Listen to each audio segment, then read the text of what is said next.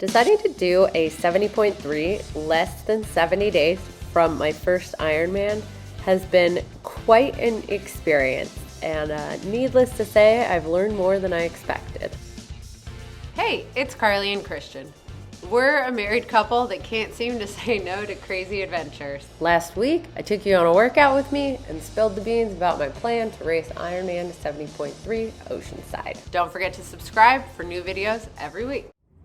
So it has been about a month and a half since Ironman Copenhagen, and obviously life has been a little bit busy. This video is like 3 weeks overdue. Just kind of jumping into how I'm doing, kind of rebounding from an Ironman into a half Ironman in, less than 2 months. Just kind of jumping into how I'm doing mentally, physically, with nutrition, and just kind of trying to reset balancing life.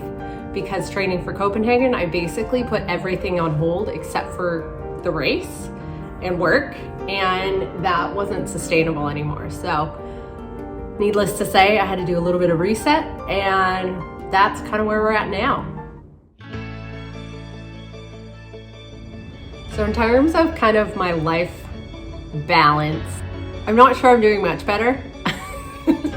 I keep pretending I am. I keep trying to. I'm doing a little bit better job of catching up with friends, a little bit better job of doing things. But then anytime I do something, it basically throws me for a loop, because the way it was so sustainable to train so hard and focus was that I put most things aside. So I have added in trying to be a better friend, a better family member, answering texts, things like that. And it's definitely been a new challenge, but it was really necessary because it really wasn't possible to keep operating in such a black and white manner. Trying to do a better job of that, which has made focusing on training and things a little bit harder, but I think it's definitely the right thing to do. Working through that and just trying to also make sure I prioritize, different things that help personally and help my well-being and overall focus. So typically when I was leading into training for Copenhagen, I would talk about mental and physical separately, but really it's not possible in this regard. The mental struggles have really been reflective of how I've been feeling physically and vice versa.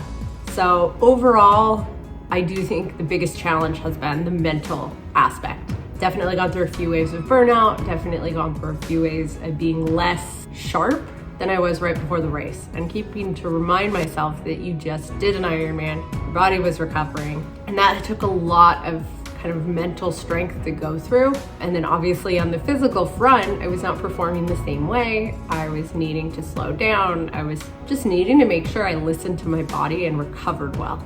I still feel very strong, but it's very easy to get into the wormhole of overanalyzing performance, looking at how things are doing, wondering if I'm losing fitness when really I'm doing a great job of maintaining. I would say the mental and the physical challenges have definitely been very quick and easy parallel, because they've gone hand in hand. When I've had some tough training runs, I've definitely taken a lot harder mentally.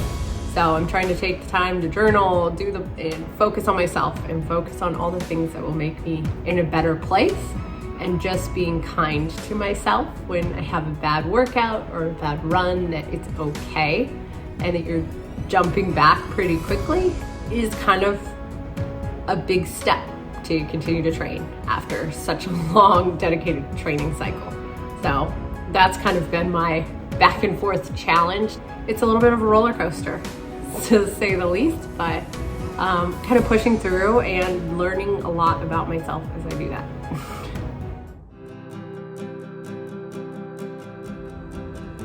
From a nutrition perspective, I have been all over the place. So I feel like the trend is that I'm trying to figure out post-Ironman while still training life, and I think that's pretty much the struggle with everything.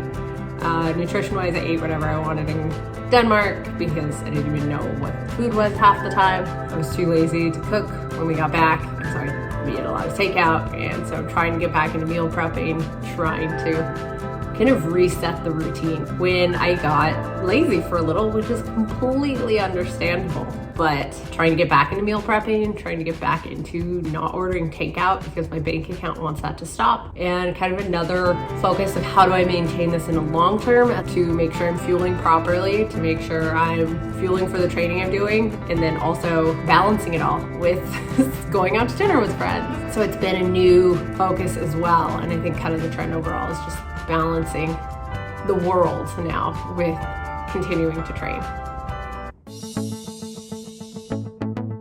So as of today, when I'm filming this, I am less than 3 weeks from Oceanside, half Ironman.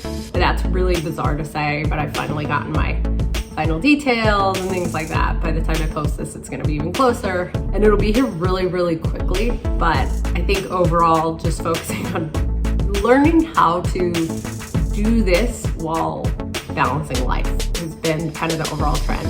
So it's been a tough roller coaster. I'm obviously behind on videos, I'm behind on other things because I've been trying to reset and figure out how to make life sustainable while doing the things I enjoy doing. And I'm still learning. So I've got Oceanside around the corner. I've got some fun things planned, and I may have a little surprise coming around the corner.